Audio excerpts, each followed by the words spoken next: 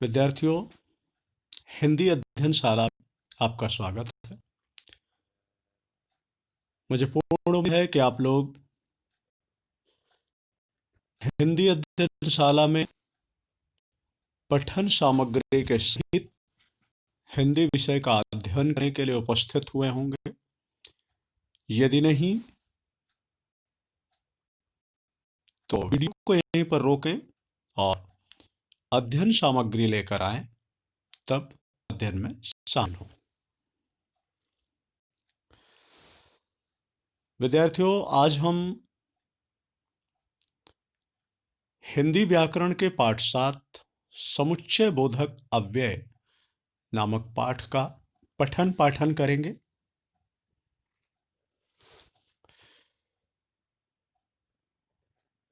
विद्यार्थियों, पठन पाठन के क्रम में जाने से पहले हम पहले पिछली पाठ योजना में दिए गए प्रश्नों के उत्तरों का मिलान करेंगे। इसके लिए आप लोगों को आपके हिंदी व्याकरण की नोटबुक का आपके पास होना अति आवश्यक है।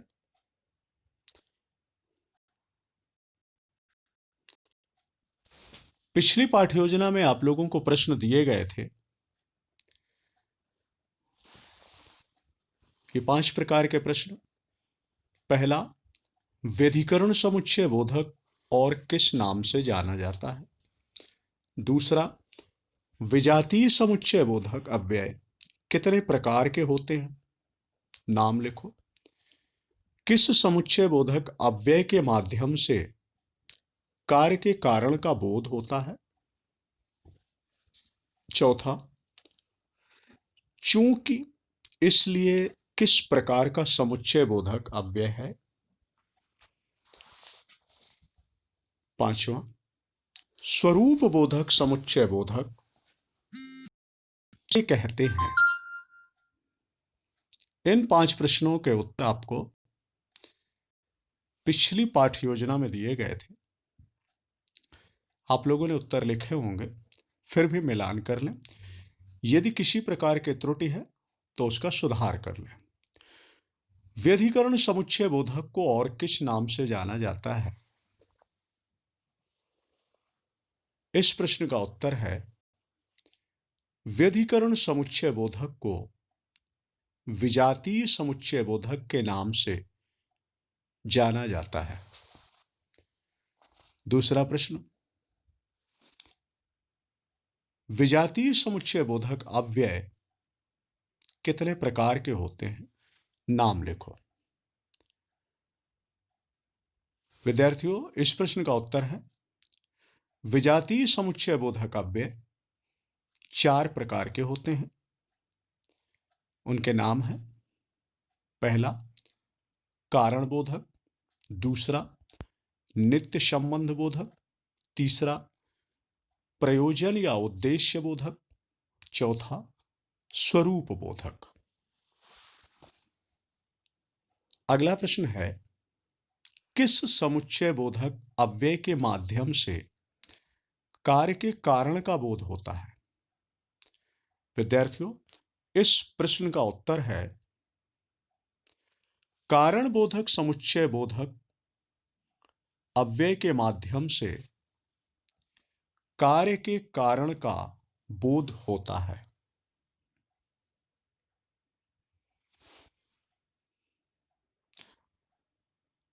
अगला प्रश्न है, चूंकि इसलिए किस प्रकार का समुच्चय बोधक अव्यय है। इस प्रश्न का उत्तर है, चूंकि इसलिए नित्य संबंध बोधक विजातीय समुच्चय बोधक का प्रकार होता है। तो चूंकि इसलिए नित्य संबंध बोधक समुच्चय बोधक अव्यय का उदाहरण है। 5वां प्रश्न था, स्वरूप बोधक समुच्चय बोधक किसे कहते हैं। इसका उत्तर है, जिन शब्दों के माध्यम से अव्ययों के पहले पद के अर्थ का ज्ञान होता है, उन्हें स्वरूप बोधक, समुच्चय बोधक कहते हैं।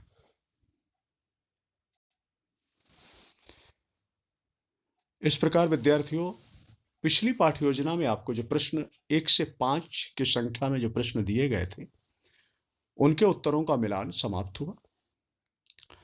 आइए अब हम हिंदी व्याकरण की पाठ्यपुस्तक के पाठ 7 विस्मयादिबोधक अव्यय नामक पाठ के पाठांक पृष्ठ संख्या 39 का पठन पाठन करें। अब आप लोग अपने हिंदी व्याकरण की पाठ्यपुस्तक के पाठांक पृष्ठ संख्या 39 को खोलें और पाठ 7 पर दी गई विस्मयादिबोधक अव्यय शीर्षक के माध्यम से व्याकरण से संबंधित जो जानकारी दी गई है, विषय सामग्री प्रस्तुत की गई है, उसे पढ़ें और समझें।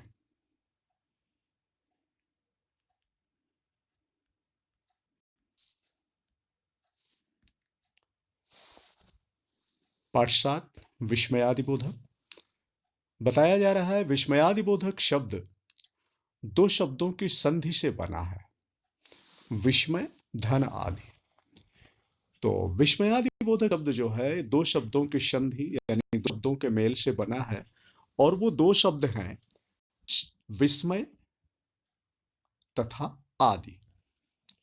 अर्थात विस्मय आदि भावों का ज्ञान कराने वाले अव्ययों को विस्मयादिबोधक अव्यय कहते हैं। जो शब्द घृणा, भय, शोक, हर्ष, लज्जा, विस्मय, तिरस्कार आदि मनोभावों को प्रकट करते हैं, उन्हें विस्मयादिबोधक अव्यय कहते हैं। प्रश्न यदि है विस्मयादिबोधक अव्यय किसे कहते हैं, तो ऐसे शब्द जो घृणा, भय, शोक, हर्ष, लज्जा, विस्मय आदि मनोभावों को प्रकट करते हैं, उन्हें विस्मयादिबोधक अव्यय कहते हैं। उदाहरण के लिए उदाहरण वाक्यों पर ध्यान दें। सावधान, आगे सड़क पर गड्ढा है। वाह, तुमने तो कमाल कर दिया। बाप रे बाप, तुम बड़े बेशर्म हो। हाय, मेरी तो लुटिया ही डूब गई।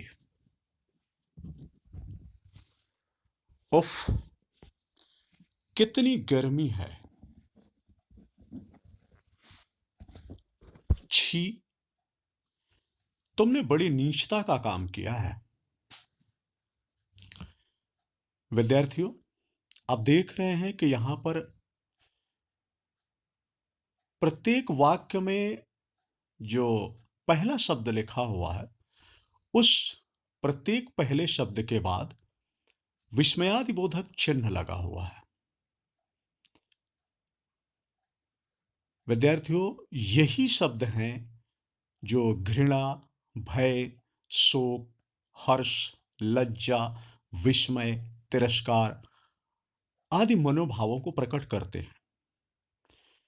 1 से 6 तक ये जो वाक्य दिए हैं, इनमें सबसे पहले वाक्य में पहला शब्द है सावधान, दूसरा शब्द है वाह, तीसरा है बाप रे बाप, चौथा है हाय, पांचवा है उफ और छठवां है छी। इस प्रकार 1 से 6 तक वाक्यों में ये जो पहले शब्द हैं, ये सभी विस्मयादिबोधक अव्यय शब्द हैं, क्योंकि इन सभी शब्दों के बाद विस्मयादिबोधक चिन्ह लगा हुआ है। ध्यान दें, विस्मयादिबोधक शब्द हमेशा वाक्य में सबसे पहले आते हैं और इनके तुरंत बाद विस्मयादिबोधक चिन्ह का प्रयोग किया जाता है। स्मरण रखने योग्य यानी कुछ बातें विस्मयादिबोधक अव्ययों के संबंध में कुछ बातें हैं जिन्हें हमें हमेशा याद रखना चाहिए। अथवा उनके कुछ विशेषताएं हम कह सकते हैं। क्या है वो?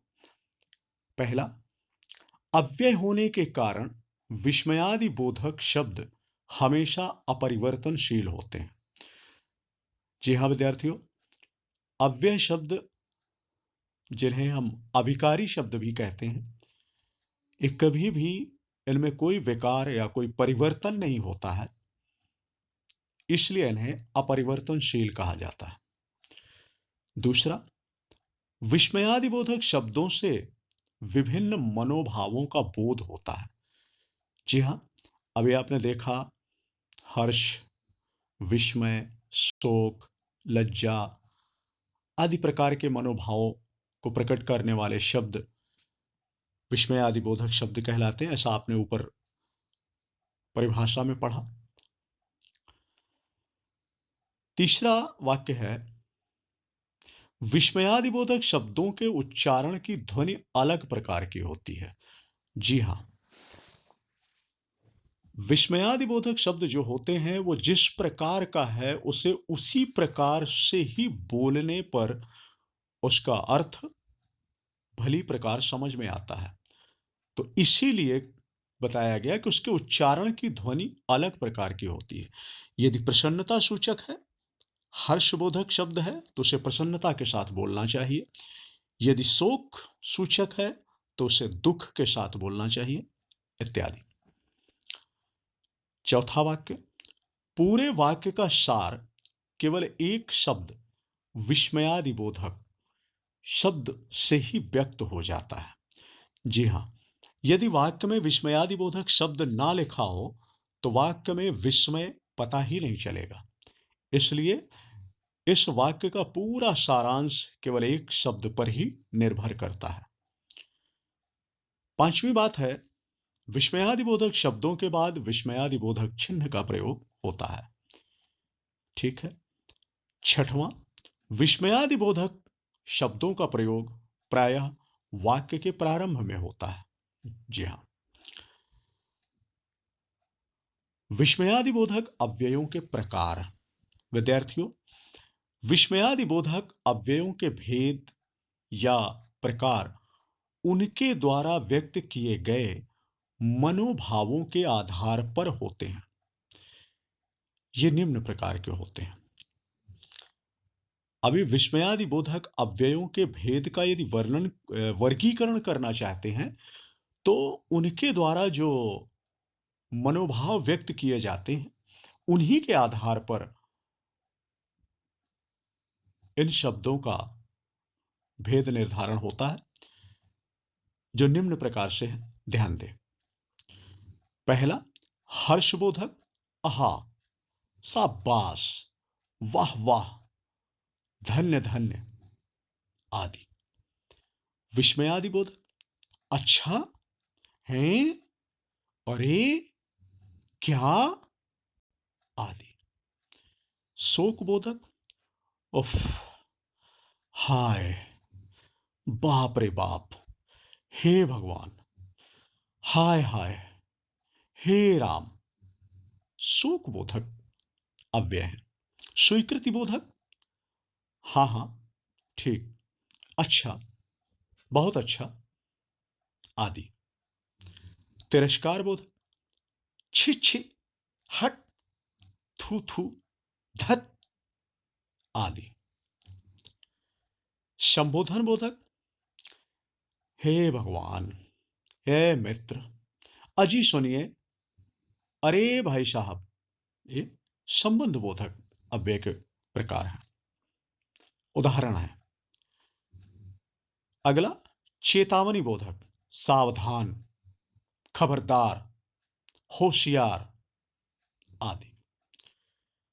आशीर्वाद बोधक शब्द है, चिरंजीवी हो, सौभाग्यवती हो, दीर्घायु हो, जय हो आदि। भयबोधक, बाप रे, अरे रे रे, बाप रे बाप आदि।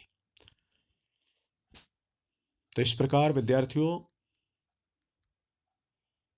पाठ 7 विस्मयादिबोधक पाठ का पठन पाठन पाठांक पृष्ठ संख्या 39 के माध्यम से समाप्त होता है और इसी पाठांक के साथ ही यह पाठ भी समाप्त होता है।